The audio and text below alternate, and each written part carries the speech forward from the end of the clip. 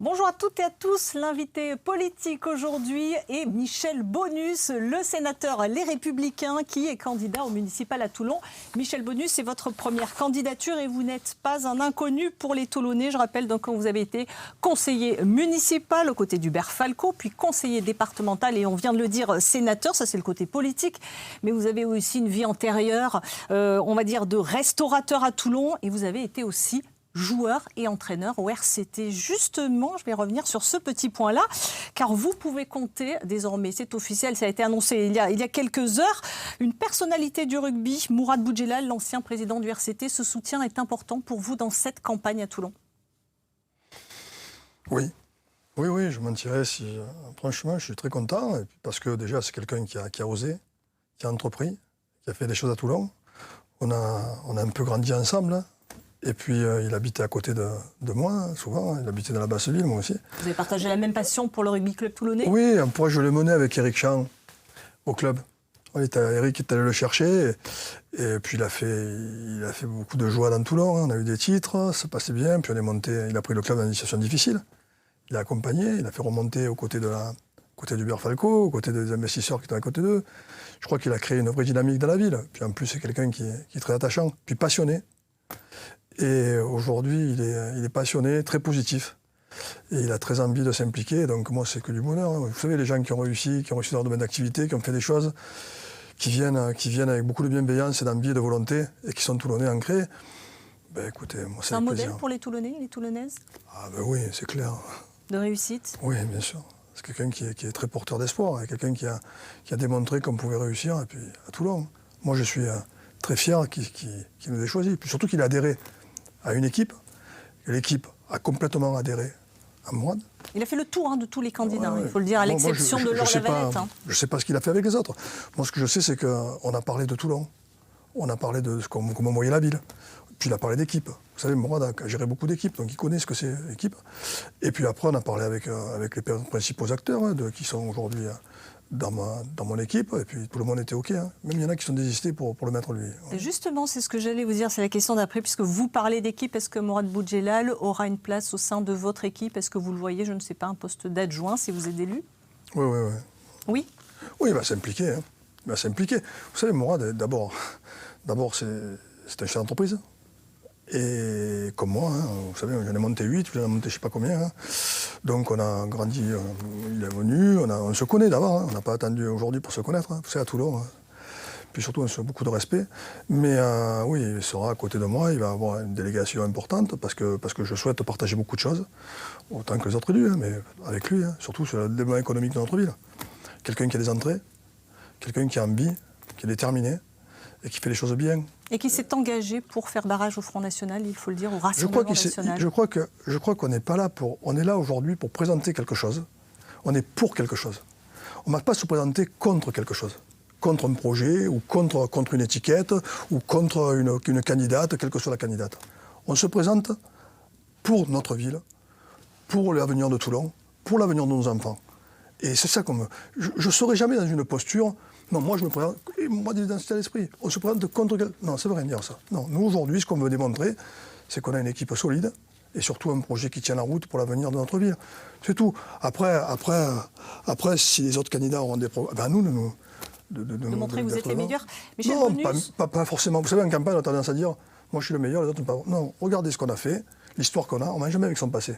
Et après, présentons le projet. Voilà. Michel Bonus, quand on voit votre parcours, on l'a dit, conseiller municipal, ensuite départemental, aujourd'hui sénateur, être aujourd'hui tête de liste et avec l'objectif d'être maire de Toulon, c'est quelque chose qui est venu au fur et à mesure ou que vous vous êtes dit c'est ce que je veux et je vais faire ce parcours politique pour y arriver ? Non. Il n'a jamais été question pour moi. D'abord, j'ai jamais été incarté de ma vie. J'ai jamais eu de carte politique. Moi, pour moi, la loi, elle est bonne. Qu'elle vienne de droite ou de gauche, elle est bonne. Vous êtes chez les Républicains. Voilà. Par contre, pour avoir l'investiture, pour avoir une investiture au Sénat, Hubert Falco m'a demandé de prendre la carte des Républicains. Mais sinon, j'avais jamais eu une carte, moi. J'ai toujours été à droite, centre-droit. Voilà, j'étais à droite libérale, mais centre-droit. J'ai jamais été... Moi, j'ai voté Odette Casanova, aux législatives. Donc, j'ai pas une appartenance à un parti. Voilà. Toulon, c'était quand même un objectif ? Toulon, écoutez, je suis élu depuis, à l'époque, j'étais sur la liste de François Truffier en 1995, parce que j'avais beaucoup d'admiration pour François Trucy, et quelqu'un que j'aimais beaucoup. Et j'avais jamais mis un pied à la mairie. Je savais pas. Sauf que j'avais un commerce qui avait pignon sur rue, qui marchait bien. Et François Trucy qui s'est opposé, on le rappelle, à Jean-Marie Le Chevalier, on en parlera tout à l'heure, donc du Front National. Et puis j'avais fait les radios, voilà. Et puis après, quand Hubert Falco était venu me voir en 2001, je voulais pas être sur la liste au début, parce que j'avais beaucoup d'employés. Et j'avais 2 sociétés. J'avais une société de communication qui marchait bien. Et j'avais aussi des commerces qui marchaient très bien. Et j'étais entraîneur du RCT. Donc j'avais plusieurs... Et je ne pouvais pas tout faire. Et il m'a dit, non, mais tu seras loin, et t'inquiète pas, et tu m'accompagneras. Donc voilà. Et c'est parti comme ça. Après, il y a un engrenage. Après, j'étais conseiller municipal, adjoint au maire, conseiller départemental dans un canton où on avait perdu. On avait fini loin, très loin, 4e, je crois. Et puis je dis homme parce qu'on était une équipe. Et puis après, il m'a envoyé sur le canton, il m'a demandé de partir sur le canton, on a bien gagné. Puis en 2020, en 2019, il m'a demandé de partir au sénatorial. C'est passé comme ça. Il n'y avait pas de stratégie. Il n'y a pas de stratégie. Si vous avez une stratégie, vous n'achetez pas 8 affaires dans Toulon, vous n'achetez pas 8 commerces dans Toulon. Vous savez, avec tous les crédits que vous avez, j'ai plus de 8 millions d'euros de crédits sur la tête. Avec tous les employés que j'ai créés, je ne pensais pas faire de la politique. Sinon, vous restez concentré sur vos mandats politiques. Et vous n'allez pas. Par contre, j'avais une passion, parce que quand vous vous occupez d'installations sportives, vous rentrez dans les quartiers, vous aidez les gens, quand vous aidez les commerçants, quand vous aidez les entreprises, quand vous travaillez sur la formation, sur l'éducation, c'est passionnant. C'est l'envie de changer les choses et d'apporter votre pierre à l'édifice. Après avoir soutenu la maire sortante José Massy, candidate à sa succession à l'été 2025, Hubert Falco change d'avis et vous désigne comme son successeur officiel. Michel Bonus, selon vous, José n'a pas été à la hauteur comme maire ? Ah non, je ne dirais pas ça. Non, franchement, je ne dirais pas ça. Moi, je ne dirais pas qu'elle n'a pas été à la hauteur, je dirais qu'elle est en continuité et qu'elle a mis en place ce que le maire voulait mettre en place sur le programme. Ce que je peux dire, simplement... Non, je vais pas... Comment expliquer que c'est ce retournement de situation et que c'est vous qu'Hubert Falco a choisi pour... J'ai pas envie de rentrer dedans, elle était à la hauteur, pas à la hauteur. Non, José Massy est parti avec une équipe, et sur cette équipe, elle avait 51 élus, elle a perdu 31. Qui sont venus à vos côtés. Après, c'est vrai qu'elle s'est détachée avec le président du département, sur un coup où le président du département, qui est aussi maire de la Garde, ancien maire de la Garde, et qui est aussi élu à la métropole, qui a fait aujourd'hui... Donc elle avait un différend avec Jean-Louis Masson, qui est le président du département. Voilà, c'est ça. Comme ça que vous expliquerez, voilà. Ce sont ces différences, c'est son problème de relationnel avec le président du département, c'est ce qui explique. C'est pas le fait qu'elle soit une femme, qu'elle soit moins jeune, moins connue que vous. Ah non, rien à voir. Non, c'est pas la question de femme, là, on n'est pas là-dedans. Non, moi je trouve que, d'abord, je ne sais pas femme ou pas femme, c'est pas le problème. Le problème, c'est les compétences. C'est pas être un homme ou une femme. Un homme, c'est pas ça le problème.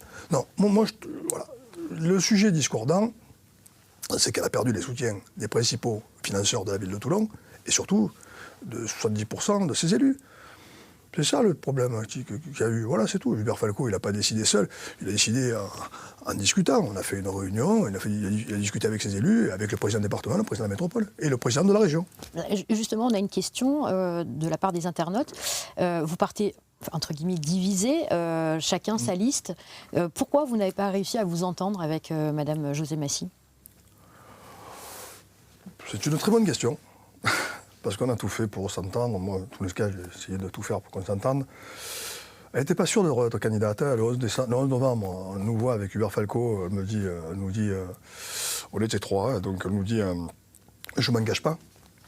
À la réunion de la Sainte-Barbe, elle me confirme ça. Elle me dit, bon, je ne comprends pas, moi. Puis, donc nous, on était partis. Je suis venu pour la foire de Marseille. C'était fin septembre à Marseille, où nous, il n'était pas question d'avoir une candidature différente. Moi, je l'ai invité à toutes mes réunions, invité à tous les meetings. José vient avec nous, travaille avec nous. Moi, il n'y a pas de souci. Moi, elle ne voulait pas partir, donc qu'est-ce que je fais ? Qu'est-ce qu'on fait ? Elle ne voulait pas partir. C'est vrai que le soutien de la majorité municipale était avec moi. J'avais le soutien d'Horizon, le soutien du DI, le soutien du MoDem, le soutien de LR, le soutien de Renaissance aussi. Michel Bonus, vous lui avez proposé d'être votre adjointe, que ce soit à la mairie ou à la métropole. Première adjointe et vice-présidente. Première adjointe et vice-présidente. Est-ce qu'on peut comprendre que ce soit un peu vexant pour José Massy, qui a été maire, de se retrouver simplement adjointe à vos côtés ? Moi, je l'entends, ça. Moi, je peux le comprendre, ça.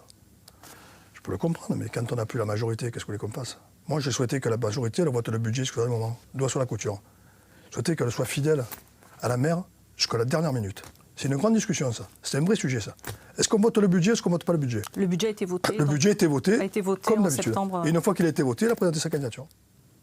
Une Le autre- même jour que moi je fais le meeting, où on fait le meeting au Palais des Congrès. Le même jour. Et la Valette, on l'a fait mercredi. Après, je vous dis franchement, le sujet, on a tout fait. Moi, si le 11 novembre, ou si au mois de septembre, on me dit, Michel, moi je suis candidate.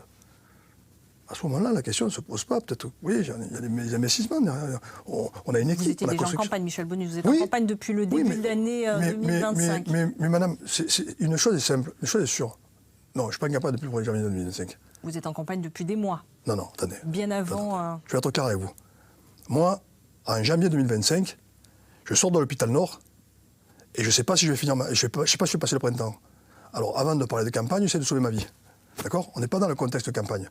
Quand le docteur m'a dit, Michel, aujourd'hui tu es soigné, tu es guéri, tu peux aller, c'est le docteur Moutardier à l'hôpital Nord de Marseille, il m'a dit, mais tu as carte blanche, tu n'es pas vascularisé, tu n'as pas de métastase, tu peux y aller. À ce moment-là, j'ai réuni mes équipes et j'ai dit, voilà, je serai candidat à la candidature. Candidat à la candidature. C'est pas, d'accord? Ça veut dire qu'après, si je n'ai pas le soutien du président du département, pas le soutien du président de la métropole, et pas le soutien du président de la région, et de la majorité du conseil municipal, je vous dis franchement, et je vous le dis Nathalie, je ne serais pas allé. Je n'y serais pas allé, parce que j'estime qu'aujourd'hui, il faut plus se rassembler. Quand j'ai eu le rassa, tout le monde avec moi, j'ai dit oui, à ce moment-là, je me porte candidat. Mais je ne suis pas candidat depuis 2025, depuis le janvier 2025. Ça, c'est sûr et certain. Je me suis opéré le 11 décembre. Je ne pensais pas. Vous avez le soutien donc d'Hubert Falco. Ouais. Est-ce que c'est un handicap ou un atout? Ah, c'est un atout. Malgré les affaires? Pardon? Malgré les affaires? Vous savez, je connais bien Hubert Falco depuis maintenant 25 ans. Hubert Falco, j'étais à ses côtés. J'étais peut-être la première personne qu'il a choisie pour partir avec lui en 2001. Hein, c'est lui qui l'a dit. Et j'ai tout partagé. Il a fait les plus gros marchés qu'on puisse faire dans le Var. De l'hôpital, on parlait de Chalucé tout à l'heure. Chalucé, tunnel, tous les palais des sports, on parle de gros tous les projets gros projets, il a eu les plus gros appels d'offres.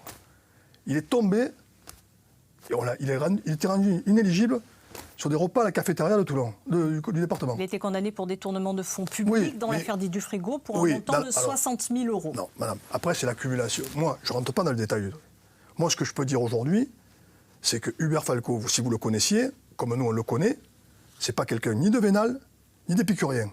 Je peux vous dire que je ne discute pas la décision de justice, mais ce que je peux vous dire, c'est que si la ville aujourd'hui on en est là, si on est sorti, moi en tant que chef d'entreprise, et nous en tant que sportifs, en tant que gens de la culture, ou en tant que gens de l'économie, ou même en tant qu'image au niveau de la marine, c'est parce qu'on avait un patron, et c'est parce qu'on l'a suivi. Alors c'est vrai, je le regrette, et il a reconnu, il a fait des erreurs.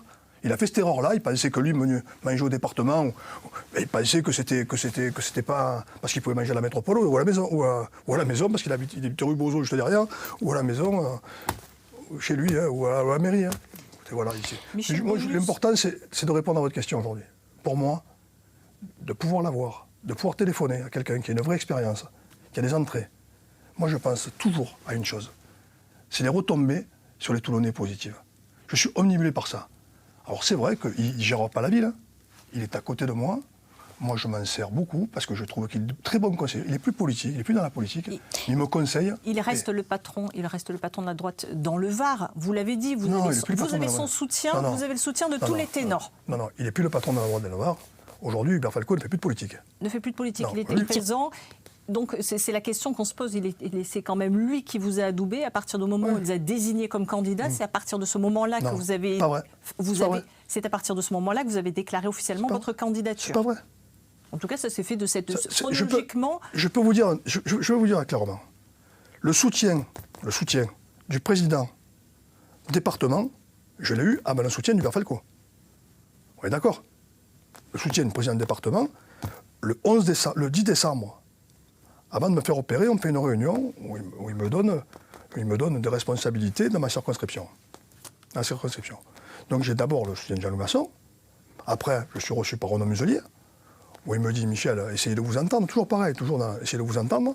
Mais bon, on est ensemble. Mais après, il faut être juste un candidat. On se voit avec Hubert Falco, on parle de Toulon. On parle de Toulon. Quand il nous a réunis au Palais des Congrès, où il y avait tous les élus devant moi, on a parlé de Toulon. Qu'est-ce qu'on voulait faire? Les orientations. Comment on voulait bien faire les choses. On a réuni tous les conseillers départementaux, tous les conseillers régionaux, le député, le premier adjoint, tous les élus. Qui étaient derrière vous. Michel Bonus, on l'entend. Tous les élus, les ténors de la droite et tous ceux qui dirigent les institutions varoises sont derrière vous. Reste que le sondage qui est tombé, qui est publié en janvier par Var Matin, vous crédite seulement de 19% d'intention de vote au premier tour. Non, pas 19%. 19% d'intention de vote au 15%. premier tour. 15%. Voilà, vous m'avez accrédité le 4%. De 4% de plus. Non. Moi, j'ai noté 19%. Vous êtes classé en 3e position derrière la maire sortante José Massy, 24%, et Laure Lavalette, 39%. Michel Bonus, j'imagine que ce sondage qui tombe, c'est un petit peu la douche froide. Vous n'y attendiez pas. Vous savez, quand on vous annonce un sondage, quand vous êtes gagnant, vous dites que le sondage est légitime. Et favorable. Et quand vous êtes pas dans la bonne disposition, vous allez dire quoi? Vous allez dire le sondage, moi je laisse faire les Toulonnais, je fais confiance aux Toulonnais, et je dis le sondage c'est le 15 mars. Après, franchement, les questions qui sont posées, vous êtes journaliste, vous avez un beau métier, vous savez complètement lire un sondage et complètement lire les orientations de la question. Moi, je vous laisse libre cours aujourd'hui pour vous faire votre propre idée. Moi, j'ai mon idée dessus, parce que si tu dis aujourd'hui dans le sondage, avant de poser la question du sondage, vous êtes soutenu par, on va dire, les ténors, ou pas les ténors, enfin, les élus, les principaux élus. Dans le sondage, c'est noté ça? Je vous pose la question, Mme Révez. Non, c'est pas noté. D'accord. Quand on vous dit aujourd'hui, vous avez le soutien d'Hubert Falco, dans le sondage, c'est noté ça? Je vous pose la question, je vous ai noté ça? Non, c'est pas noté. D'accord. Quand on dit... Michel Bonus, ce sont les intentions de Toulonnais. Alors, je vous pose une question. Vous savez très bien que les soutiens ne font pas le vote des électeurs non plus. Non, je suis complètement d'accord. Alors, dans ce cas-là, je suis d'accord avec vous. On ne dit pas alors votre mère. On ne dit pas votre mère. Dans ce cas-là, on dit José Massy sans étiquette. Tu dis pas votre mère, alors. Michel Massy, excusez-moi, Michel Bonus, je peux entendre tout à fait que... Je ne veux pas discuter du sondage. Moi, le sondage... Il y a quand même une conséquence à ce sondage. C'est que quoi? derrière, le président de la région, Renaud Muselier, envoyait un petit message sur les réseaux sociaux vous appelant à vous ranger derrière José Massy. Ouais. Donc au-delà de l'analyse des journalistes, on voit bien qu'on a le président de la région qui était votre soutien et qui décide finalement plutôt de soutenir José Massy qui vous appelle à être raisonnable et à vous ranger derrière. Donc c'est pas simplement une analyse journalistique. Non, il a dit ça. Il a dit ça. Renaud Muselier, 10 minutes après le sondage, il a dit ça. Et le lendemain, il fait la même interview sur Marseille et il dit finalement, moi les sondages, je ne les regarde pas. Moi, Renaud Muselier, j'ai beaucoup de respect pour lui. Vous savez, on devait avoir 2 investitures à la région. Et quand... Moi, je ne le connaissais pas. Par contre, je me suis levé devant 153 sénateurs, 152, et j'ai pris sa défense alors que je ne le connaissais pas. J'ai dit, Toulon, la région, il faut descendre. Nous, on a connu à Toulon le Rassemblement national, et j'expliquais ce qu'il allait arriver en cas de triangulaire, et que la triangulaire, c'était mortifère. Je l'ai soutenu bec et ongle. La preuve, il m'a téléphoné dans la journée, il pouvait lui demander à Renaud Muselier, parce que vous l'avez l'ordre. Il est venu me voir, il m'a dit, viens moi, avenue Vauban. Il m'a mis à sa droite, où on est parlé devant tous les grands. On dit comme vous, les pontes français, Hortefeux, Dati, toutes les personnes qui décidaient, Rotaillot, Larcher, tout le monde était là. Barouin, tout le monde était là. Et il m'a donné la parole à moi. Moi, je pense, honnêtement, j'aurais voulu, sincèrement. Alors, on a un poste, moi, je ne mets jamais de poste. Vous voyez, les réseaux sociaux, jamais je ferai ça. Je prends mon téléphone, je viens te voir et je discute avec toi. C'est une erreur de Renaud Muselier? Je dis ce que je ferai, moi. Dans l'intimité d'un bureau, on se dit les choses. Et il sait pertinemment aujourd'hui ce que je pensais, ce qu'on pensait du sondage, parce que je les connaissais, les chiffres, moi, du sondage. Je les connaissais 12 jours avant. Les sondages, il y en a plein qui les connaissaient, les chiffres. Avant même que des gens que je connaisse soient interrogés. On connaissait les chiffres. Alors je peux vous dire, franchement, le sondage ne me fait vraiment pas trembler. Mais vraiment pas trembler. Parce que je savais. On connaissait les chiffres. Donc, vous savez, il va y sortir d'autres, on verra bien. Moi, ce que je veux voir, c'est que l'important, c'est que les conséquences, qu'il ait dit ça, alors qu'il le savait avant, ça m'a fait de la peine, parce que j'ai beaucoup d'affection et de respect pour lui. C'est tout. Et ça n'enlève pas. Mais ça m'a touché qu'il ne m'ait pas téléphoné, que ce ne soit pas entretenu, parce que c'est important, les relations. Vous savez, pour Toulon, c'est que j'ai de bonnes relations avec les collectivités. C'est important d'avoir de bonnes relations avec la région, de bonnes relations avec le département, de bonnes relations avec la métropole et avec l'État. Et avec la marine, avec tout ce qui fait la ville de Toulon. Donc moi, je ne vais pas me dire du mal de Renault, et surtout pas à la télévision. Parce que je préfère dire si je dois dire quelque chose, en face, je m'exprimerai en face, comme à ses collaborateurs et aux élus qui sont à côté de lui. Je leur dirai en face ce que j'ai à leur dire, mais pas comme ça. Est-ce que vous, au second tour, vous pourriez faire alliance avec José Massy? Non, José Massy m'a demandé, une semaine avant, parce qu'elle n'était pas candidate, une semaine avant que je fasse le meeting, elle m'a dit, est-ce qu'on fusionne les listes entre les 2 tours, si on arrive? Non, moi je ne suis pas d'accord avec ça. C'est tout. Moi je dis non. Par contre, si j'arrive en 3e position, il n'y a pas de débat. vous vous Pas de retirez. débat. Bien sûr que je vais faire. Pas de débat.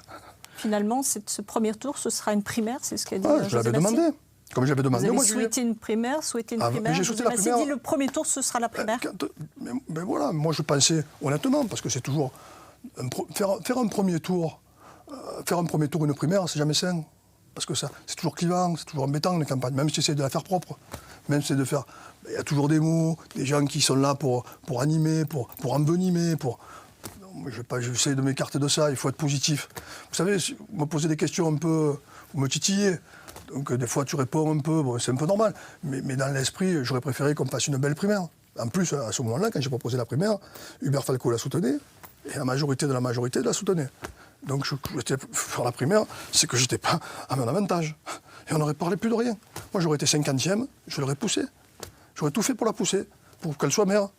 Après, je pars en septembre, parce qu'il fallait bien faire campagne, parce qu'on a une vraie divergence là-dessus. Moi, il fallait partir tôt, des fois pour l'écouter les gens, pour les rencontrer, pour savoir. Vous savez, on est toujours, quand tu fais une réunion, quand tu rencontres les gens, quel que soit le quartier, c'est se dire qu'est-ce qu'on peut apporter de positif à ce quartier. Qu'est-ce qu'on peut voir? Comment ils ressentent les choses? La plupart des maires se déclarent assez tardivement en général. On l'a vu sur Aix-en-Provence, Toulon n'est pas une exception. Oui, finalement, excusez-moi. L'exception, c'est ces maires ont été élus par les Aixois ou par les collectivités qui sont là. pas le cas Aix non plus. Là, José Massy, elle n'a pas été élue par les Toulonnais. Elle a été élue par la majorité du conseil municipal qui a suivi Hubert Falco. Le contexte est différent. Elle a été élue pour 3 ans. Aix-en-Provence, on est sur le même contexte. Marseille aussi. C'est différent quand même. Marseille, ça fait 6 ans qu'il est élu Marseille. Il a été élu 15 jours après, lui. Il n'avait pas été élu, mais il s'est mis en place 15 jours après. Les mandats, c'est différent. Mais c'est vrai, Marseille, on peut le dire. Et mais même s'il a été élu quand même 5 ans, il a été élu sur 6 ans. Il a été un gros mandat. Quoi. Conséquence finalement, Michel Bonus, il y aura donc 2 listes qui se revendiquent de droite et du bilan d'Hubert Falco. Ça veut dire un risque. Centre-droit, c'est ce qu'elle dit. C'est aussi ce que se revendique d'ailleurs José Massy. Centre-droit, moi aussi, ça me fait sourire quand on dit sans étiquette ou société civile. Si vous voyez aujourd'hui, j'ai quelqu'un qui a une carte dans ma liste. Il n'y en a qu'une personne qui a une carte dans ma liste. Tout le monde. Alors, il y a on comprend que les enjeux soient locaux, que les gens n'aient pas envie de se revendiquer d'un parti. Une élection municipale, c'est pour ça que bonus LR, donnez-moi en France un maire qui n'est pas sortant, un candidat qui n'est pas sortant en France, un candidat qui n'est pas sortant, d'accord, qui fait aujourd'hui 15 points quand on lui dit LR. Donnez-moi un. Oui, vous n'êtes pas porté. J'ai fait des recherches avec mes collaborateurs. Vous n'êtes pas porté effectivement par la dynamique nationale comme l'est le Rassemblement national. Mais juste pour revenir sur ces 2 listes qui se présentent, vous revendiquez tous les 2 du bilan, je l'ai dit, de M. Hubert Falco. Ça veut dire bien des dispersions des voix, c'est prendre le risque, on l'a dit, d'être sur une triangulaire, voire une quadrangulaire, donc le risque du Rassemblement national qui pourrait l'emporter, c'est un risque que vous jugez aujourd'hui réel? Bien sûr. Moi, je suis d'accord avec ça. Vous savez, c'est de faire... Quand je dis campagne intelligente, c'est campagne, dire la vérité, être sincère et faire les choses proprement. Après, moi, je sais que l'enjeu est important et que la ville de Toulon, aujourd'hui, on a une candidate qui propose des choses, qui propose une équipe, et qui, même si elle n'a pas d'histoire, elle-même, parce que tu ne peux pas l'attaquer finalement. Moi, Laure Lavalette, pourquoi je l'attaque? Je ne peux pas l'attaquer. Quand il y a quelqu'un qui a fait quelque chose, qui a créé, qui a réalisé, qui a construit, tu peux l'attaquer. Tu peux l'attaquer, parce que ou l'attaquer, ou à la limite confirmer quelque chose de bien. Voilà.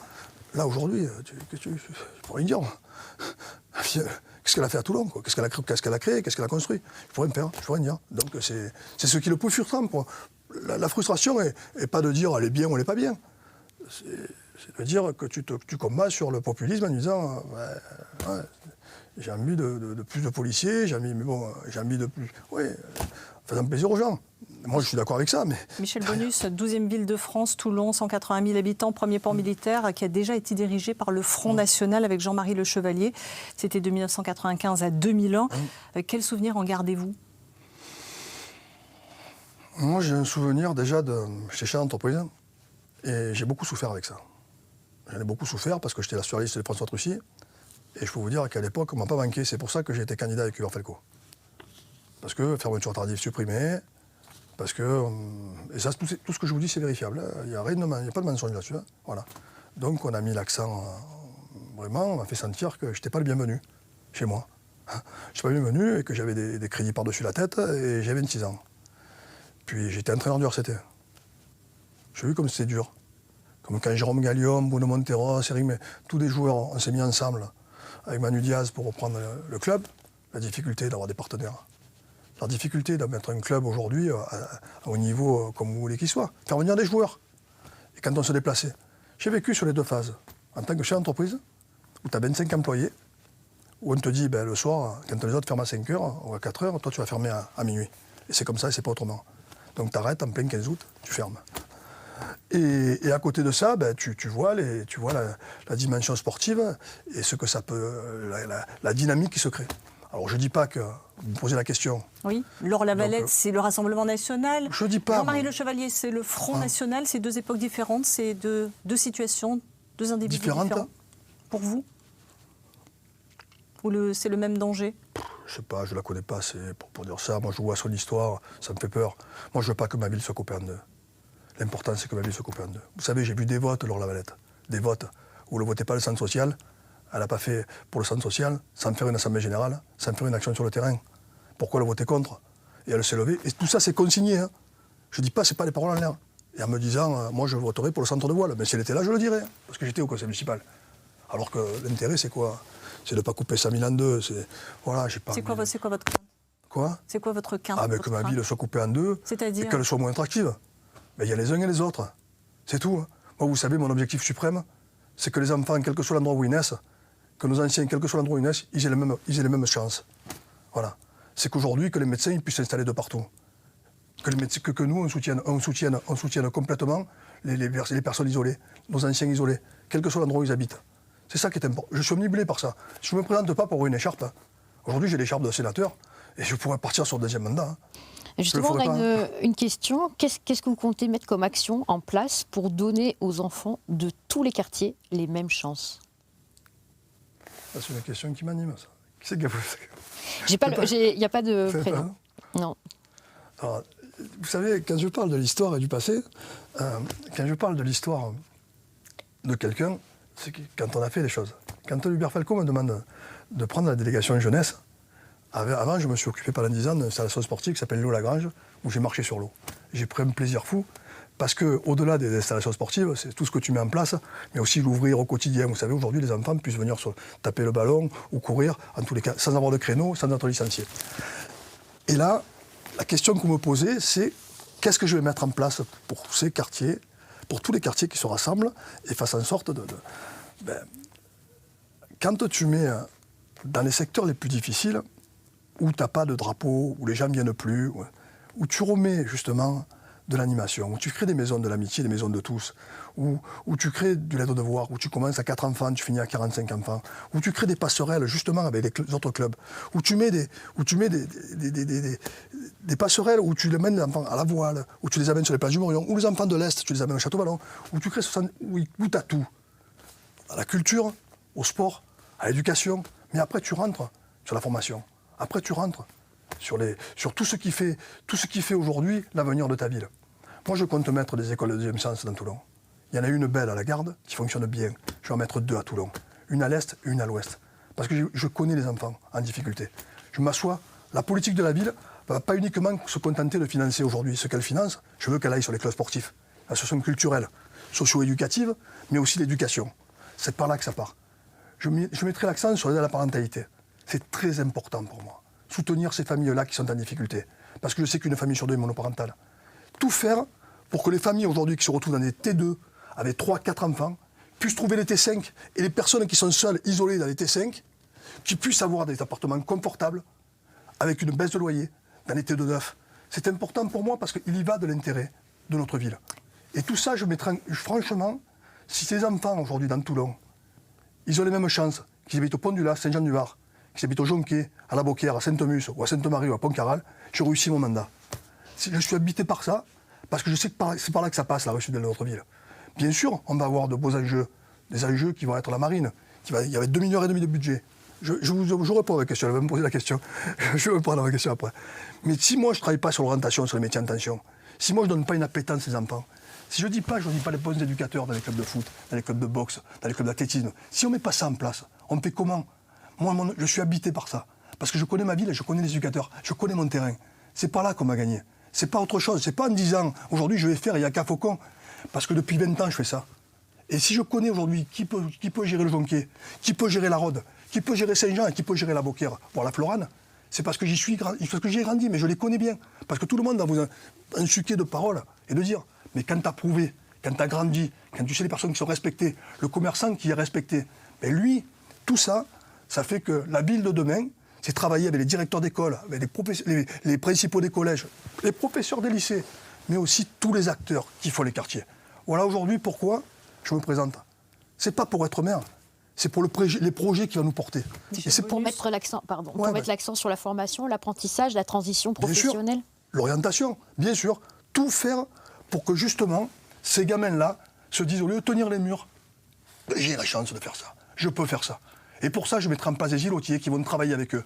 Je veux travailler sur la prévention. Je veux mettre du matin au soir, je veux choisir les bonnes personnes. Il faut les amener, oui. Vous avez évoqué... Vous posez des questions, si vous me coupez, comment faire?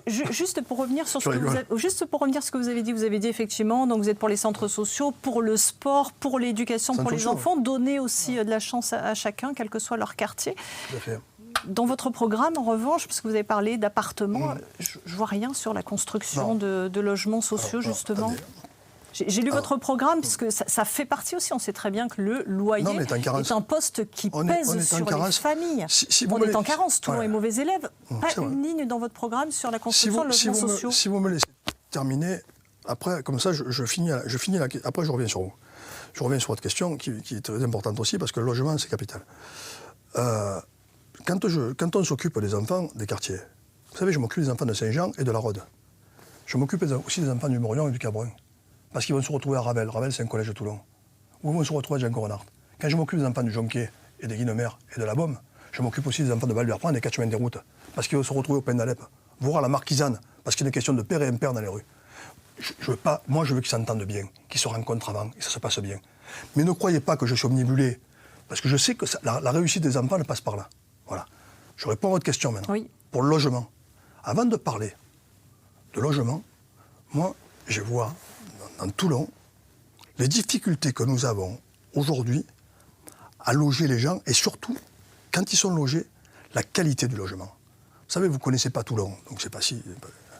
Je vais à la closerie ce week-end. Je vois, il y a des projets à la closerie, il y a des projets qui vont partir, être vigilants là-dessus. Mais il y a des enfants, il y a des gens qui sont tellement en grande difficulté, qui vivent dans des T3 à 5, et des enfants, des personnes isolées qui vivent dans des, malheureusement, qui vivent dans des T5 et qui sont toutes seules. Oui. Parce que... Ça, c'est le problème d'attribution et de l'attribution à vie. C'est pareil dans tous les quartiers, bien sûr, ça aussi. Oui. Ça, c'est une vraie problématique. C'est un sujet, et la réhabilitation. Avant de parler de construction, et franchement, je sais qu'on est en carence. On est en carence comme un quartier de la Beaucaire. Il faut déconstruire. Il faut construire dans le quartier de la Beaucaire si on ne veut pas être en carence. Mais je me dis que déjà, qu'on ait un chauffage adapté dans les quartiers. Que ce soit à la Beaucaire, qui n'est pas à 18. À la closerie, comme elle me disait la dame, je suis rentré, je regardais, mais ce week-end, il faisait 18 aussi. Déjà, qu'on s'occupe de ça. Et après, pour avoir des logements, il faut avoir du foncier. C'est ce que j'allais dire, parce qu'après, vous savez très bien qu'il faut un certain temps. Entre le moment de lancer un projet, si vous ne le lancez pas en début de votre mandat, combien de logements sociaux aurez-vous à la fin de votre mandat supplémentaire? Le problème qu'on a eu avec les logements sociaux, géré par un ami qui est M. Mahali, qui est le président des HLM, et Robert Cavana, qui est avec moi, qui a suivi depuis des années, c'est qu'on a absorbé la Seine. C'est l'État qui a décidé, c'est le préfet, on a absorbé la Seine. Ça a coûté énormément à la ville de Toulon. Je ne vais pas dire du mal de la Seine, Mais la Seine était... La métropole, c'est ça, de la mise en place de la métropole? Toulon était la chaîne de Toulon était en bonne santé. Et quand tu as absorbé la Seine, eh ben, tu as dû équilibrer. Et s'il était là devant vous, il vous dirait pareil, il vous confirmerait. C'est vrai qu'on a pris aujourd'hui, eh ben, il faut rattraper pendant ce mandat. Moi, mon objectif, c'est que la Seine s'occupe de la Seine, même si on a... et que Toulon s'occupe du Toulon. Et que nous, on fasse en sorte déjà de bien loger les gens à Toulon. Et bien sûr, il y aura des programmes. Mais je ne veux pas parler, moi, de programmes dans du foncier qu'aujourd'hui, je ne maîtrise pas. Je préfère mettre dans mon programme ce que je maîtrise bien, les projets que je mets en place, les financer, les temporaliser, mais après, parler de ce que je maîtrise. Je vais parler de ce que je ne maîtrise pas. Je vais faire des logements sociaux là, mais c'est le foncier, pas moi. Non, je préfère déjà dire et ce que je vais faire. Voilà, là, je peux vous dire que je vais avoir un gros travail sur la closerie, un gros travail sur la chaîne de la Poste, sur la chaîne de la Beaucaire. Ça, c'est on parle de travaux de sur la Poncette. De réhabilitation. Oui, bien sûr. De réhabilitation. Mais c'est des coûts partis, hein. C'est des coûts partis, c'est pour ça que je ne me les attribue pas. C'est des coûts partis avec l'ancien. Mais derrière, je veux continuer. Mais c'est des coûts partis avec l'ancienne, avec Homo, avec mon maladie. Voilà. Dans votre programme aussi, ce qui apparaît en premier, en tout cas, c'est ce que vous avez mis dans l'ordre, si on regarde, c'est la sécurité. Vous l'avez évoqué tout à l'heure aussi assez rapidement. Votre objectif, c'est de revenir à une brigade de sécurité, de proximité dans 10 grands secteurs de la ville. C'est le retour de la police de proximité, celle-là même un petit peu qui avait été défaite par Nicolas Sarkozy. Oui. Je pense que Nicolas Sarkozy, à l'époque, il a fait une faute. Il a fait une erreur. Vous savez, avant de parler de sécurité, c'est comme si vous parlez de sécurité et vous ne parlez pas de justice. Moi, c'est pareil. Je parle de sécurité, parce que sans la sécurité, il n'y a pas de liberté. Sans la sécurité, il n'y a pas d'économie. Sans la sécurité, on n'a pas de ville universitaire, on est une ville étudiante. Et surtout, on n'a pas une ville apaisée, une ville où les gens puissent sortir leurs chiens tranquillement. Donc déjà, mettre l'accent là-dessus, ça veut dire, c'est vrai, je mettrai l'accent sur un commissariat au Pont du Las, de suite, dès que je peux. Et un commissariat à Saint-Jean-du-Var. C'est un coup parti. Mais ça, il faut le maîtriser. Hein. Un policier municipal, ça coûte en moyenne 70 000 € par an pour les Toulonnais. Donc combien de policiers municipaux supplémentaires? Pour l'instant, ils sont à 10 par, On est passé de 100 à 152 policiers en un mandat. Non. C'est pas, non, il n'y en a pas 100 déjà. Il n'y a pas 100 policiers municipaux. Il n'y a pas 100 policiers municipaux. Non. On a 150, la police municipale, 152 personnes. Exactement. Voilà, 152 personnes exactement. Après, vous en avez qui sont dans les bureaux et vous en avez qui sont sur le terrain. Hein. Moi, je veux avoir une police municipale qui soit en capacité aujourd'hui d'être en plus grand nombre sur le terrain, une bonne rotation et faire en sorte, vous savez, la masse salariale de la ville de Toulon, c'est 142 millions d'euros. Hein. Le budget de la ville, c'est 330 millions d'euros. Donc, on a un budget fonctionnement qui est très important. Donc, il faut savoir bien le maîtriser. Donc, déjà, travailler avec la police pour mettre les gens, continuer les embauches qu'il y a, parce que quand tout est la DRH, c'est un rythme, parce qu'il faut des profils. Il faut cette capacité aujourd'hui. On parle de 10 embauches chaque année, c'est ça à peu près? Tout le temps, oui, les embauches. Non, mais les embauches. Vous savez, les embauches de la police municipale, c'est régulier, c'est à peu près 10 par an. Mais pour embaucher 10 policiers municipaux en plus, ça veut dire que vous rognez autre part. Mais aussi, parce que sinon on vous tape sur les doigts, mais c'est aussi montrer des profils, et puis il y a organiser le recrutement. Puis après, ils partent 1 an en formation. Parce que tout ça, et puis il faut les équiper, il faut les former, et puis ils ne sont pas devant vous pendant 1 an. Vous savez, quand on me dit, moi, regardez, quand il a dit, Payan, qu'il allait recruter 100 policiers municipaux à Marseille, j'ai rigolé, hein. Je rigolais tout seul. Il n'a pas recruté 10, il a recruté 20. C'est impossible. Parce que l'organisation, il faudrait que j'ai une DRH qui fasse que ça. Non, par contre, organiser aujourd'hui, continuer à faire ça, continuer à en prendre 10 par an, hein, continuer à monter comme ça, mais mieux organiser les choses, mutualiser les services, et surtout, travailler sur la prévention. Je prends des jeunes avec moi, travailler sur la prévention, avec la police municipale. Vous savez, la ville de Toulon, quand j'étais à Paris, on me dit, mais comment ça se fait qu'il n'y a pas eu une poubelle brûlée pendant les émeutes? Vous êtes témoin à Marseille. 500 commerces qui ont été rasés à Marseille. 500 commerces, c'est les policiers nationaux qui me l'ont dit. Je fais partie de la commission narcotrafic. 500 commerces. Nous, 0 poubelle brûlée. C'est pas grâce aux politiques, hein. Je ne vais pas m'attribuer les choses et faire le prétentieux, c'est grâce à moi. Non, par contre, c'est grâce à des acteurs qui étaient sur le terrain. Du docteur, en passant par le directeur d'école, en passant par le responsable associatif, par le responsable de la maison de tous, tout ça, ils sont des enseignants. Ils faisaient à les mamans, ils ont trouvé des solutions pour pas qu'ils descendent dans la rue, pas qu'ils descendent à Toulon, les gamins. Parce qu'il y était les réseaux, les télévisions, et tout ce que vous amenez, tout le monde était... Parce que c'était... D'accord.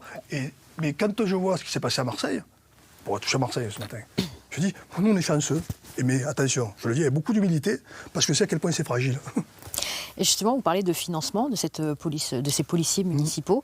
Mathilda nous pose la question de comment comptez-vous financer l'ensemble de votre programme ? Celui-ci semble représenter des milliards d'euros. Ah non, c'est pas. D'abord, tu finances pas un programme. Vous savez, madame, quand Mathilda dit comment vous financez le programme, les financements, ils sont toujours croisés. C'est pas le financement de la ville de Toulon. Le budget de la métropole, c'est 717 millions d'euros. Vous avez 300 millions d'euros de fonctionnement dans la métropole. Moi, c'est de bien orienter ça en ayant l'équilibre. Le département vous aide. Quand je fais un collège des Pins d'Alep, comme j'ai mis sur le programme, c'est pas loin de 40 millions d'euros le collège des Pins d'Alep. C'est financé à 100% par le département. Oui, c'est pas la ville de Toulon, le collège des Pins d'Alep. C'est des compétences départementales. Quand je parle de développement économique, c'est des compétences métropolitaines. Vous voyez, aussi. On est sur des sujets. Quand je me projette sur un parking enterré à Saint-Jean-du-Var, je sais combien ça coûte la place. C'est entre 35 000 une place de parking et 50 000 euros la place de parking. C'est pour ça qu'elle a le privatisé. Quand je fais un parking en silo, c'est entre 5 000 et 8 000 euros la place de parking en silo ou un parking ouvert. Mais en silo, ça veut dire que tu l'arbores, ça veut dire que tu le sécurises, ça veut dire que tu mets aussi pourquoi des parkings vélos, parce qu'il y a des dimensions aussi mobilité douce. Quand vous parlez de ça, quand je parle de budget, c'est intéressant. Mais moi, j'essaie de sanctuariser tout ça en disant voilà, aujourd'hui, la ville de Toulon, en investissement, à peu près 84 millions d'euros de tête. 84 millions d'euros. Vous les avez ? Ça a été voté en 70 millions d'investissements. Ça laisse un petit peu de donc on a perdu 20 millions. Oui, 20 millions qu'on peut économiser, après si chacun les voit. Aujourd'hui, c'est la ville la moins endettée de France, mais on a quand même emprunté, pour la première fois depuis 25 ans, 10 millions d'euros. Cette année. 10 millions d'euros. Est-ce que vous le voyez comme quelque chose c'est-à-dire de l'ordre du sous-investissement ? Est-ce que José Massy a été trop prudente ? Je ne veux pas juger José Massy. Moi, je suis... Non, elle n'est pas prudente. Moi, je m'entends... Regardez, voilà, il y a un sujet là. Mettons, il y a une fourrière municipale qui va se déplacer. Mais la fourrière municipale, elle coûtait beaucoup d'argent aux Toulonnais. Il y a une location de 150 000 euros. 150 000 euros, le coût pour moi. Donc moi, je reconnais que déplacer la police municipale, c'est un beau projet. Par contre, la déplacer à Claré, c'est un quartier de la ville. Je ne suis pas d'accord avec ça. Parce qu'il faut optimiser tous les mètres carrés. Parce que 10 euros qu'on doit mettre du public, il faut que ça retombe 30 à 40 euros dans le privé. Michel Bonus, juste voilà. pour ceux qui nous regardent et qui nous écoutent, ouais. je rappelle que vous avez envie, que vous souhaitez, si vous êtes élu, mettre un grand hôtel de police, c'est ça ? Construire un grand hôtel de police, où on retrouverait à la fois les policiers nationaux et les policiers municipaux. D'accord, dans l'idée de travailler ensemble. Tout à fait. Pour faire des économies d'échelle, pour mutualiser, bien entendu, tout ce qu'on peut mutualiser sur les deux polices et travailler de concert. Déjà, les informations. Tout ce que vous pouvez avoir, vous donner, c'est pour... Quand je fais ça... Les policiers aujourd'hui travaillent ensemble. Madame, non, ils ne travaillent pas ensemble. Demandez aux policiers nationaux. Ils ne travaillent pas avec les policiers municipaux dans un coin, les policiers nationaux dans l'autre coin. C'est pas moi, ça ne vient pas de moi, ça. Donc moi, l'intérêt, c'est qu'ils travaillent ensemble. Tous sont imbriqués. Pourquoi ? Parce que chacun a ses compétences. D'accord ? Chacun a ses propres compétences, il ne faut pas non plus se monter dessus, mais d'abord, les sources d'information, tout ce qu'on peut amener, et surtout les moyens qu'on peut amener ensemble, ça c'est un vrai enjeu. Donc d'être ensemble, ça leur permettrait de travailler bien sûr, travailler ensemble, et puis surtout se connaître, et puis surtout se reconnaître. Et puis travailler ensemble, ça veut dire que chaque fois qu'on prend un investissement, chaque fois que je dois faire quelque chose, ma première obsession c'est quoi ? Qu'est-ce qui va retomber de positif et de bénéfique aux Toulonnais. Je suis omnibulé par ça. Je ne fais pas un hôtel de police pour me faire plaisir. Mon obsession, c'est ça. Si je fais un parking, c'est quoi j'ai des indicateurs qui vont me dire les retombées positives et négatives. Et comment les Toulonnais vont bénéficier de ça ? Si je fais une école là, je dis on me réhabilite une école. À terme, qu'est-ce que ça va ? Il va y avoir du bénéfice. Il y aura des retombées positives. Le gars dans le quartier qui habite à Barbès ou à Sainte-Musse, quand j'y parle de Maillot la Pipadie, moi, il me regarde, il me dit mais c'est quoi le problème ? Maillot la Pipadie, moi, ça va retomber sur quoi, moi ? C'est quoi, moi ? Qu'est-ce que je vais avoir ? Qu'est-ce que j'ai gagné, moi ? Michel Bonus, juste pour qu'on répartisse et que tout le monde comprenne bien, peut-être, tu as une question ? Oui, alors c'est sur les retombées justement économiques et deux questions qui se croisent pour deux professions. Il y a un manque cruel de médecins à Toulon. Qu'est-ce que vous comptez mettre en place pour attirer justement des médecins pour que chaque Toulonnais puisse avoir un accès à la médecine ? Et une autre question de la part des restaurateurs et notamment du Mourillon. Qu'est-ce que vous prévoyez aussi pour ces personnes ? Les restaurateurs du Mourillon ? Du Mourillon. Parce que c'est grand le Mourillon. C'est Monsieur Papounet qui dit pouvez-vous faciliter le travail des restaurateurs? Papounet, ça n'a pas son nom. Voilà. Prévoyez-vous de faciliter le travail des restaurateurs au Mourillon? On imagine que c'est sur la plage du Mourillon. Sur la plage du Mourillon. Ouais, je réponds à la première question pour les médecins. Allez. Et après, on part. Les médecins généralistes, ils sont 174 à Toulon. Par contre, il y a des mauvaises répartitions. Dans la moyenne nationale, il y a une patientèle en moyenne à Toulon de 1200 patients par médecin. On a un souci, c'est que j'ai les médecins, dans ces 175 médecins, nous avons 50% qui ont plus de 60 ans. Et dans ces 50%, j'en ai 50% qui ont plus de 65 ans. Ça, c'est un vrai enjeu. On a plus de 350 professions libérales, kinés, ostéo, tout ça. Et infirmières. Nous trouvons des solutions pour que ce soit bien réparti. C'est vrai que je souhaite faire une maison des internes, en collaboration avec les hôpitaux, mais aussi le président du Conseil de l'Ordre. C'est vrai que je veux mettre un bus de santé, créer un bus de santé. Un bus qui sillonne, dans les quartiers. Vous savez pourquoi? Je vous explique pourquoi. Parce que quand tu vas vers Coteau, ça monte comme ça. Je vais au Faron, ça monte comme ça. Les personnes isolées, qui ne peuvent pas, malheureusement pas descendre, pas prendre la voiture, qui sont embêtées. Vrai travail du CCAS. Là, on n'en a pas encore parlé, mais un vrai travail du CCAS. Plus de personnes isolées dans Toulon. Qu'on soit capable aujourd'hui d'identifier toutes les personnes qui sont en difficulté. Pourquoi? Pour venir, pour les soutenir. Un vrai projet de stationnement sur les infirmiers, sur les kinés, sur les docteurs. Alors on a parlé du bus. Le bus, c'est d'aller vers. Le stationnement, c'est de permettre, c'est juste pour qu'on comprenne bien le stationnement gratuit. Stationnement, c'est pour que les gens qui viennent soigner les gens donc, ne par payent exemple, plus. Infirmière. Et voilà, infirmière ne paye plus de stationnement. Pour un temps défini, 2-3 heures, à nous de le définir ensemble, sur leur capacité. Mais c'est pas normal que pour une prise de sang à 5 €, elle redescende, elle se prenne une prune à 135 €. Et donc ça veut dire qu'on est en déficit de visite, ça veut dire que les médecins aujourd'hui ont tendance 2 sur 3, et même, je vous dis franchement, il n'y en a plus qui font des visites à la maison.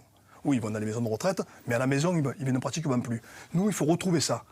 Alors, mettre des conditions pour rendre attractive notre ville, dans un quartier comme quelques quartiers, La Florane, depuis qu'ils ont perdu le docteur Philippon, mais c'est difficile à retrouver. Il faut qu'ils sortent. Donc ça veut dire qu'ils vont engorger les urgences. Quand je vois le médecin à Claré, il y en avait 5. Il y a 10 ans, il y avait 5 médecins. D'accord? On a à peu près 74 pharmacies dans Toulon. D'accord? Donc il y avait 5 médecins. On n'a plus qu'un. Ce médecin, il a plus de 80 ans.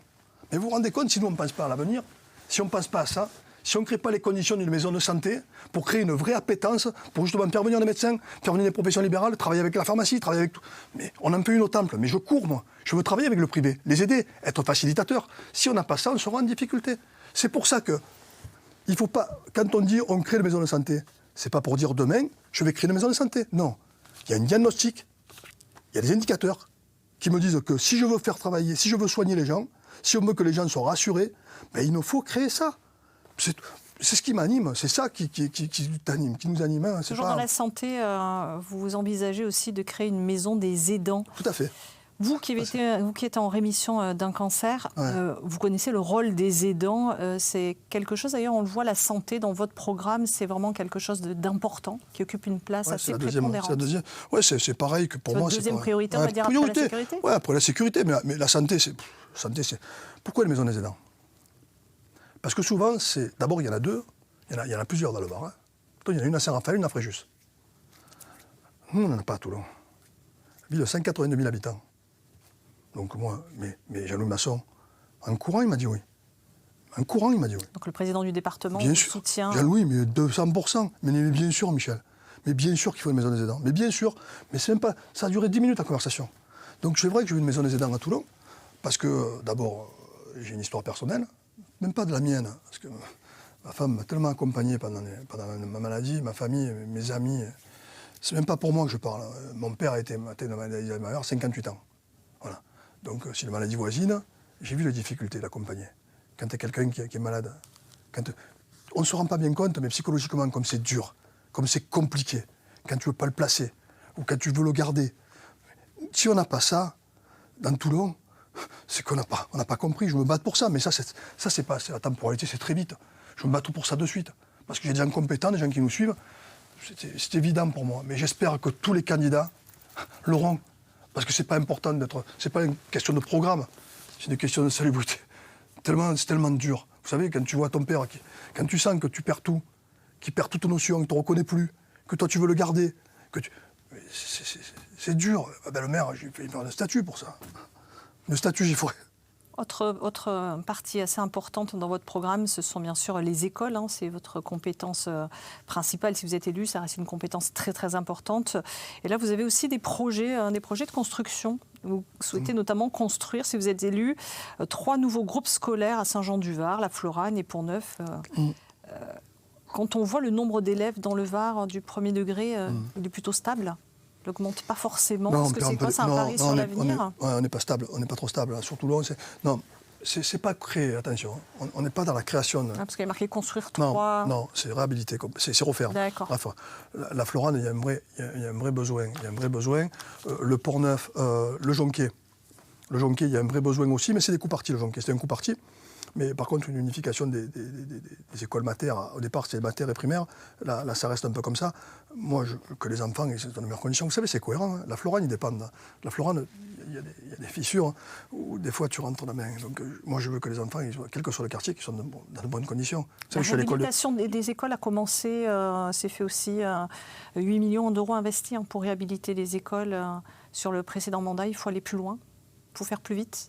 Nous, sur le projet de végétalisation, il n'y a pas de réhabilitation d'école. La végétalisation, c'est le département qui a financé avec les conseils départementaux et la mairie, je suppose qu'elle a accompagné aussi. Il y a de la végétation. Oui, il y a de l'accompagnement sur la dernière année, à peu près 8 millions d'euros. Le département est bien accompagné parce que les conseils départementaux ont donné pour les écoles. On a suivi la ville, nous. Moi, quand elle m'a demandé, de suite, j'ai dit oui, bien sûr, on suit. Donc il faut aller plus loin. Moi, je n'ai même pas regardé que l'école n'était même pas dans mon canton. L'important, c'est faire des écoles. Voilà.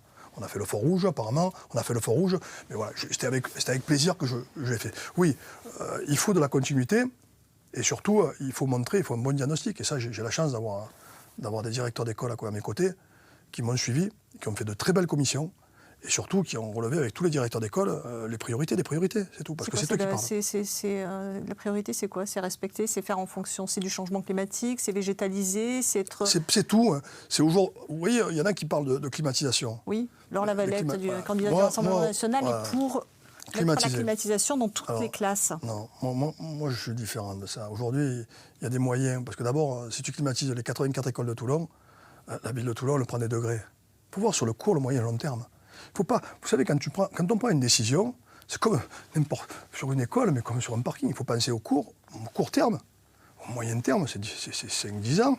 Et après, sur le long terme, les retombées sur avoir une salle climatisée pour faire la sieste des gamins.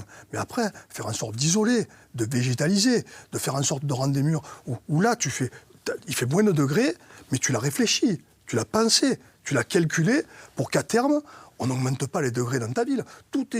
Aujourd'hui, tout doit être pensé ville basse température. Si je l'ai noté je prends des personnes, des fonctionnaires, mais surtout des gens qui ont une vraie appétence, qui c'est des sachants là-dessus. Il faut que je sois à la pointe. Moi, vous savez, on ne sait pas tout quand on est maire. Moi, je me fais aider. Moi, quand ils viennent me dire, attention Michel, il y a d'autres possibilités, parce que la clim, c'est la solution de facilité. Mais 84 clims, ça veut dire quoi? Ça veut dire des moteurs qui vont réchauffer, qui vont ressortir de l'air chaud. Mais tout ça, c'est calculé. Et on prend 2 degrés. Je serais fou de faire ça. Par contre, pour les gosses, faire la sieste, peut-être une. Mais après, c'est trop dur. Par contre, faire en sorte de bien isoler, de faire un gros travail dessus, de végétaliser, de mettre beaucoup d'ombre, ça apporte de vrais... Voilà, c'est ça. Après, je ne discute pas. Moi, je ne discute pas le programme de Lavalette. C'est pas mon problème.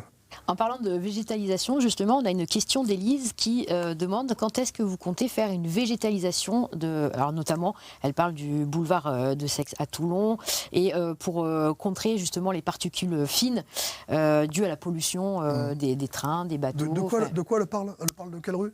Alors, il y a plusieurs... Il y a le pont Sainte-Catherine, le boulevard de Seix, voilà. Alors, c'est surtout les grands boulevards, si j'ai bien compris la question. Voilà. Quoi qu'il se passe, ce qu'on va réaliser, mais pas uniquement sur le côté ombragé, mais sur le côté sol aussi. Il faut devenir une ville basse température. Alors je vais présenter quartier par quartier. On va commencer par réhabiliter les quartiers, et quartier par quartier, du revêtement jusqu'au ravalement des façades, jusqu'à l'ombre, tout ce qu'on va mettre en place, jusqu'aux végétaux, on va réfléchir à ça. Et je le soumettrai à la population. c'est l'avenir de Toulon. C'est l'avenir de la ville qui Ça veut compte. dire quoi, soumettre à la population? Tout ça parce que je veux qu'ils je veux la présentation. C'est de la concertation, c'est quoi? C'est des référendums, alors, c'est quoi? Non, pas de référendum, je fais référendum. Non, pas de référendum. Les consulter, ça veut dire les mettre dans la boucle. Les mettre dans la boucle, pourquoi? Parce que j'estime que quand ils adhèrent à un projet, quand tu les concertes, et quand tu es avec eux, parce que c'est le but, c'est passionnant. C'est passionnant, ça aussi, de discuter, parce que des fois, ils sont dans le vrai aussi. Moi, j'ai découvert plein de choses en faisant des réunions chez l'habitant. Je suis à 88 aujourd'hui, réunions chez l'habitant. J'ai découvert plein de choses. Mon programme, il a évolué en fonction de ça aussi. J'étais parti sur des idées, et les gens m'ont fait changer. Le lendemain, je suis retourné sur le terrain avec eux, et j'ai vu que oui, ils avaient raison. Voilà. Et quel projet, par exemple, vous avez beaucoup critiqué le fait que, notamment, Place de la Liberté, effectivement, ce qui a été placé au sol, il fait très très chaud l'été. Est-ce que, par exemple, ça fait partie des projets de mettre une ombrière, de mettre des arbres, de faire des choses sur cette grande place de la Liberté? Pourquoi vous dites que j'ai beaucoup critiqué? Vous dites qu'il fait très très chaud, que c'est assez insupportable. Tu mets un thermomètre, il fait 50 degrés sur la place de Liberté. Oui, je comprends. Il fait 50 degrés. Quand tu passes, tu l'évites, la place de Liberté. Oui. Tu essaies de passer autour et de passer... Quand je pars du mois d'août, mois de juillet... Ce serait quoi la solution là que vous aimeriez mettre en place? Déjà, je ferais différemment. Vous savez, pour qu'un arbre, aujourd'hui, il atteigne sa pleine maturité, il faut les prendre au mur, les arbres. Il faut prendre les arbres. Vous savez, j'en parlais ce matin. Avec Hubert Falco, de ça. C'est un sujet que j'en parlais ce matin. Il m'a dit, Michel, qu'est-ce que tu penses de ça? Ça, c'est intéressant. Il m'a dit, il faut prendre... Il a raison. Il faut prendre des arbres, déjà, qui soient à la On jaunure. imagine des arbres sur la place de la Liberté? Alors, je vais faire une chose, c'est que j'ai trouvé à Marseille, je suis allé sur le port à Marseille, et j'ai vu quelque chose de fantastique à l'endroit du marché aux fleurs. Et après, le marché aux pêcheurs, là, qui allait. Je trouvais quelque chose de fantastique, c'est cette ombrière-là qu'ils ont mis, et je trouvais ça magnifique, où tu te vois, et que tu vois le marché, vous connaissez bien, vous êtes Marseillais, hein, moi je vais pas souvent à Marseille. Et j'ai vu ça, j'ai dit, c'est magnifique. C'est magnifique parce que tu viens pour la voir. Il faut que ma ville devienne une marque. Franchement, je vais le faire. Je vais le faire parce que je trouvais ça fantastique et je trouvais une très belle idée. Et les gens venaient, on était là, je me pris une photo de mon téléphone, j'ai la photo. Donc on s'est pris en photo et les gens étaient contents dessous et pourtant, il tombait des cordes. Et on s'est retrouvés dessous, on a acheté, voilà, il y a une femme qui... J'ai pris plein d'idées. Donc ce genre de projet vous séduirait. Ouais. Dans votre programme aussi... Après, donc il faut continuer à dynamiser la place de Liberté. Exactement. Comme tous les quartiers. Justement, quand on parle de dynamiser, vous avez parlé de prendre des photos, etc. Toulon, poumon économique et touristique, vous aimeriez que Toulon devienne une ville balnéaire, c'est ça? Tout à fait. Alors c'est quoi l'idée? C'est l'aménagement justement du littoral, du stade Mayol à Pipadie. D'abord, tout ce qu'on fait, il faut parler de son histoire. Pour bien marquer la ville de Toulon, pour avoir une marque, d'abord il faut bien connaître son histoire.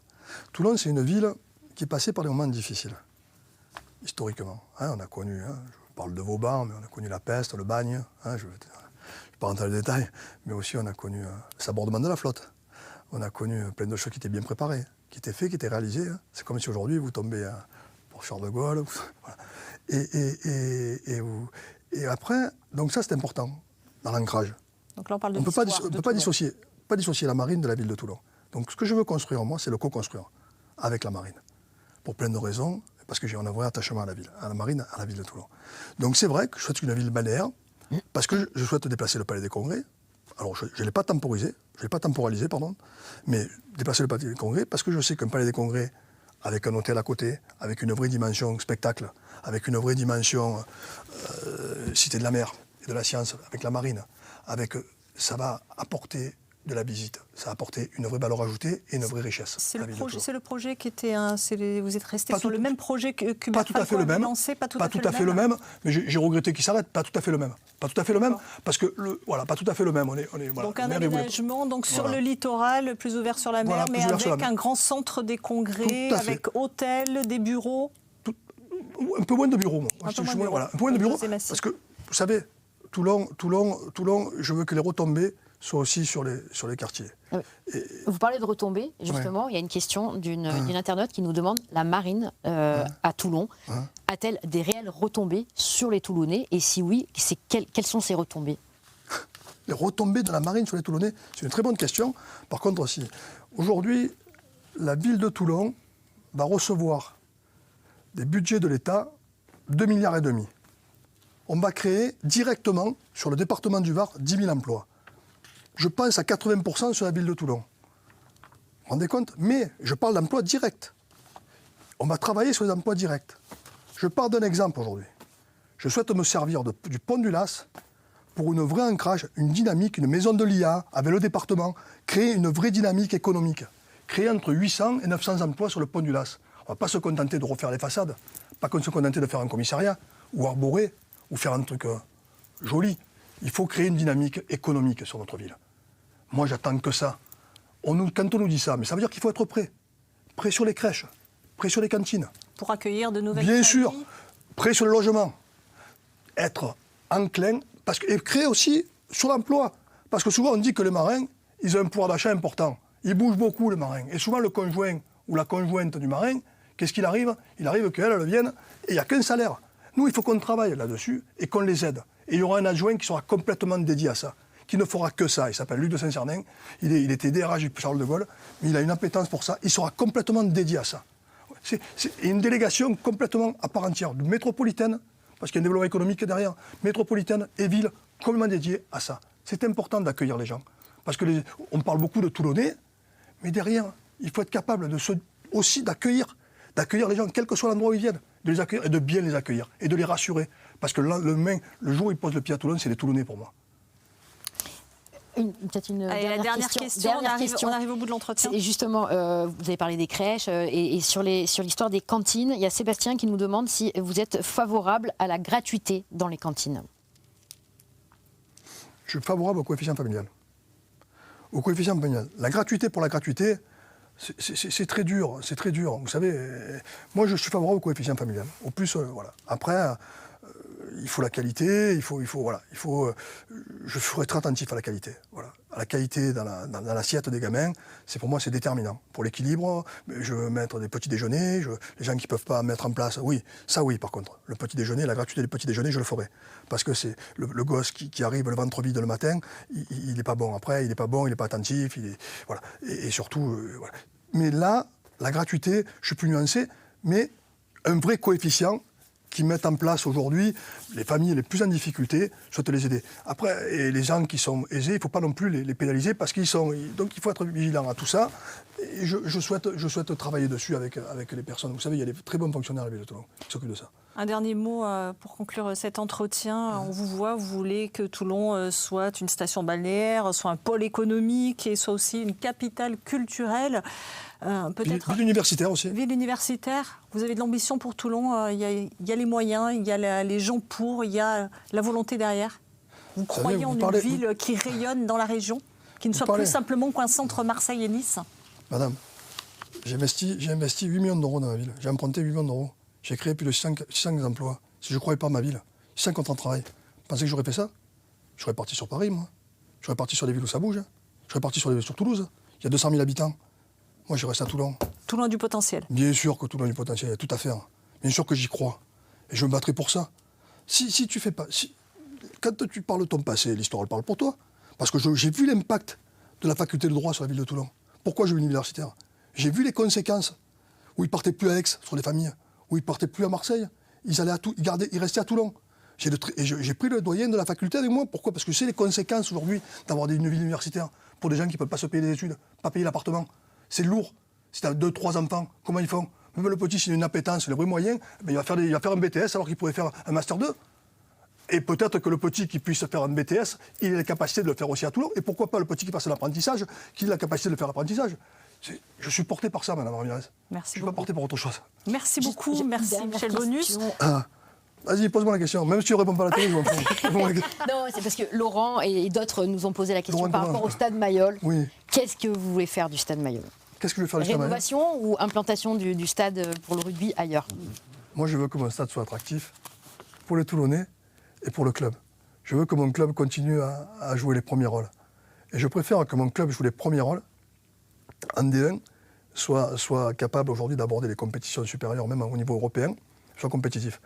Donc c'est tout faire pour rendre le stade Mayol compétitif.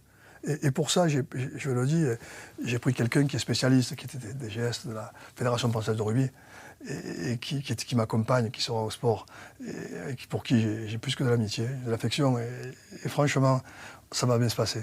Même si, des fois, on peut avoir des divergences, moi je fais fi de tout. Vous savez, même si les personnes ne votent pas pour moi, Ils sont pas avec moi. Je serai avec eux, c'est pas grave. Voilà. C'est fini. C'est le mot de la fin. Merci Michel Bonus. Restez là, ne bougez pas. Et puis, je rappelle que notre rendez-vous, on aura l'occasion de se revoir donc le 4 mars prochain sur notre antenne pour un débat avec les autres candidats. Et avec plaisir. le bienvenu.